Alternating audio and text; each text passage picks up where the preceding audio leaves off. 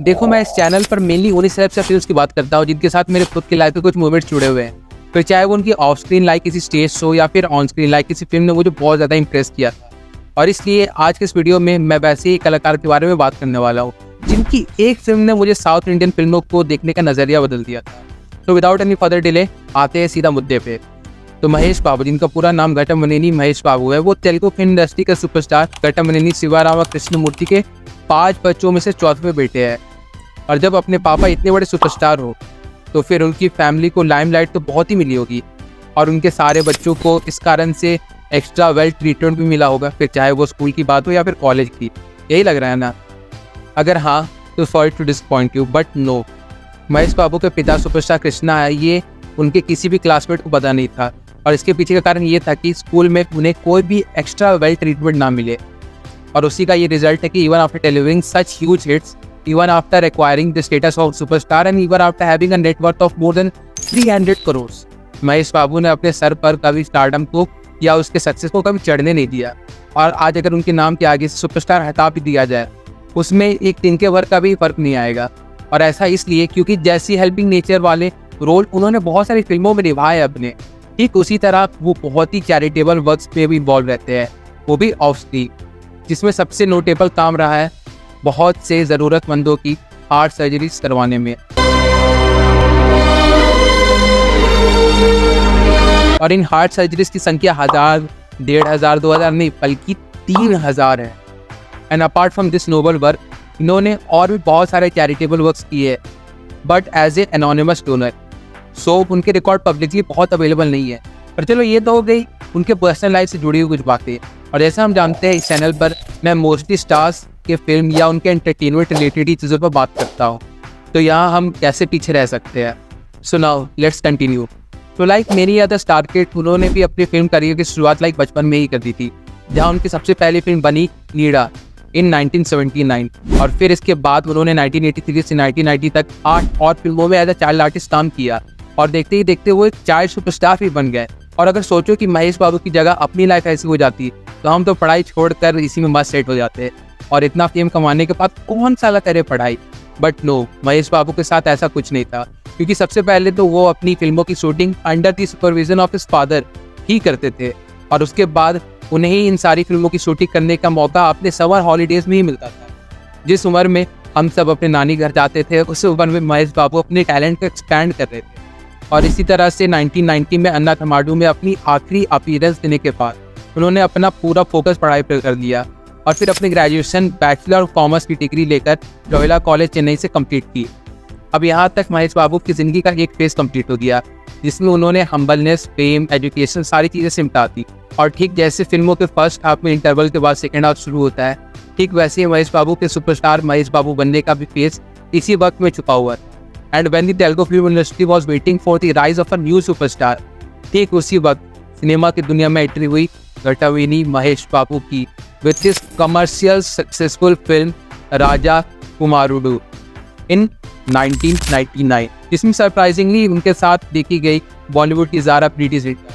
और ये वही फिल्म थी जिसे हमने हिंदी डब में थी प्रिंस के नाम से अनगिनत बार एंजॉय किया है टेलीविज़न पर। और फिर इसके बाद उन्होंने साल 2000 में 2 फिल्में की, एक थी युवराजू और दूसरी थी वंशी, जिसमें युवराजू एक अगेन सक्सेस साबित हुई पर उनकी दूसरी फिल्म एक फ्लॉप साबित हुई। पर कोई बात नहीं, क्योंकि नेक्स्ट साल यानी 2001 में उन्होंने मुरारी नाम से एक super natural but family drama film की। एंड ये फिल्म गेस व्हाट, एक सुपर हिट भी नहीं बल्कि ब्लॉकबस्टर डिक्लेयर कर दी गई एट द बॉक्स ऑफिस। और इसके बाद उन्होंने तुझे ऐसे पीछे मुड़कर कभी देखा ही नहीं। और साल 2002 से 2007 तक 10 फिल्में डिलीवर की, जिसमें से 6 कमर्शियली सक्सेसफुल रही।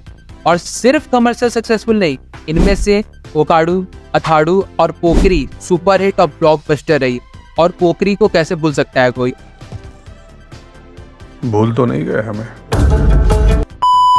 आफ्टर ऑल, ये वही फिल्म थी जिसने बॉलीवुड सुपरस्टार सलमान खान को उनके करियर का सबसे बेस्ट रिवाइवल दिया था। जी हाँ, मैं वांटेड फिल्म की बात कर रहा हूँ, which was the remake of Pokiri. और इतना ही नहीं, इससे तमिल में भी सुपरस्टार थलपति विजय की फिल्म पोखरी के नाम से रीमेक किया गया था, जो अगेन एक सुपरहिट साबित हुई थी with grossing over 75 crore at the box office. अब जब तेलुगु सिनेमा में महेश बाबू सुपरस्टार बन चुके थे और जहां वापस से पब्लिक उनकी नेक्स्ट फिल्म का इंतजार कर रही थी, तो वहीं दूसरी तरफ उनके पर्सनल लाइफ में बहुत सी डिस्टर्बेंस होने के चलते उन्होंने 3 साल का ऑलमोस्ट गैप ले लिया और फिर इसके बाद उन्होंने कम बैक किया बट इन 2010 विथ इस फिल्म अतिथि। बट सैडली वो फिल्म चली नहीं। बट ये कोई सैड एंडिंग नहीं है क्योंकि जस्ट नेक्स्ट साल यानी 2011 में उन्होंने दोगाडू नाम की एक फिल्म की जो सुकुमार ने डायरेक्ट की थी और गेस व्हाट, वो फिल्म एक ब्लॉकबस्टर साबित हुई और वो भी ऐसी वैसी नहीं, बहुत बड़ी ब्लॉकबस्टर। मैं आपको आगे बताता हूँ। फर्स्ट ऑफ ऑल ये फिल्म तेलुगु सिनेमा के हिस्ट्री की one of the biggest hit में आज भी गिनी जाती है और इसका कारण है इसका बजट और बॉक्स ऑफिस कलेक्शन के बीच का बहुत गहरा अंतर, जिसमें 35 करोड़ की लागत से बनी इस फिल्म ने 121 करोड़ का कलेक्शन निकाला था। यही नहीं, अभी और सुनिए, बल्कि टाइम्स ऑफ इंडिया ने इसे one of the top 10 films one should watch और 2011 में भी शामिल किया था। और उसके बाद यूएस में इसके मैसिव कलेक्शन को देखकर दी लॉस एंजेलिस टाइम्स वालों ने इस फिल्म को the biggest hit you have never heard of का भी टाइटल दे दिया। मतलब देख रहे हो, इस लेवल का कमबैक किया इन्होंने। 3 साल तक तो कोई फिल्म नहीं, कमबैक किया, वो फिल्म फ्लॉप हो गई, पर फिर इतना पॉप लेवल का कमबैक हुआ कि नेशनल से इंटरनेशनल लेवल तक इसके चर्चे रुक नहीं रहे थे। पर अब क्या लग रहा है, बस जो था इतना ही था। यही नहीं, अभी और सुनिए, इस फिल्म के ब्लॉकबस्टर होने के चर्चे इनकम टैक्स डिपार्टमेंट में इतनी गहरी तरह से फैले कि महेश बाबू के जुबली हिल्स के रेसिडेंस पर रेड मारनी पड़ी क्योंकि उन्हें कहीं टिप मिली थी कि महेश बाबू को उनकी अगली कई फिल्मों के लिए 12 करोड़ की फीस दी गई है। मतलब समझ रहे हो किस लेवल का भौकाल मचा था। पर फिर ये सब यही थोड़ी थमने वाला था क्योंकि साल 2012 में महेश बाबू ने वापस से कम बैक किया with his super hit film businessman. और एक बात पे तो मैं शर्त लगा सकता हूँ कि जितने पैसे इसने बॉक्स ऑफिस पर नहीं कमाए थे उससे ज़्यादा तो इसने नॉर्थ इंडिया या कह सकते हैं हिंदी टर्म में रिलीज होकर टेलीविजन की दुनिया में तहलका मचा कर कमाया था, जिसके वजह से महेश बाबू नागार्जुना, चिरंजीवी सर जैसे मेगा स्टार्स के साथ साथ नॉर्थ इंडिया में छा गए थे। और फिर साल 2013 में अगेन एक हिट फिल्म आई जिसे हिंदी में सबसे बढ़कर हम 2 के नाम से जाना जाता है। और इस वीडियो के स्टार्टिंग में मैंने जो बात कही थी कि मैं इस चैनल पर मेनली उन्हीं फिल्म्स या सेलेब्स की बात करता हूँ जिनके साथ मेरे खुद के लाइफ के कुछ मोमेंट जुड़े हुए हैं, तो उन्हीं कुछ फिल्मों में से एक फिल्म है ये। और ऐसा इसलिए क्योंकि मुझे आज भी याद, मैंने ये फिल्म साल 2018 में जाकर देखी थी और उसी साल कुछ पर्सनल प्रॉब्लम्स के चलते कुछ ठीक नहीं चल रहा था अपने लाइफ में। And I am not lying, I am saying this genuinely. And I still remember कि उस दिन सोनी मैक्स पर ये फिल्म आ रही थी, so I gave it a try कि चलो देख लेते हैं। एंड बिलीव मी, ये फिल्म इतनी अच्छी फील गुड फिल्म है कि इसने मुझे काफ़ी हद तक उस वक्त हेल्प किया था मेरे उस बैड फेस से निकलने में। The story, the emotions and the ending, it all bought me. And believe me or not, but this was my first proper introduction to Mahesh बाबू।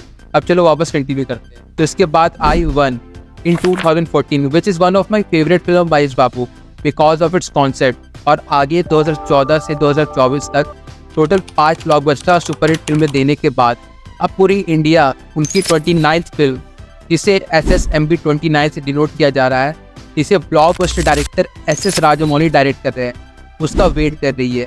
और इस फिल्म का रूवर्ड बजट अराउंड 1000 करोड़ है। So there is no doubt कि ये बहुत ही बड़ा mega project होने वाली है, इसका इंतज़ार ऑडियंस और बॉक्स ऑफिस बेसब्री से कर रही है। एंड आई एम 100% श्योर ये फिल्म सुपरस्टार महेश बाबू को पैन इंडिया के लेवल पे एक मेगा स्टार बनाकर ही छोड़ेगी। So let's just wait and watch because the king is about to arrive.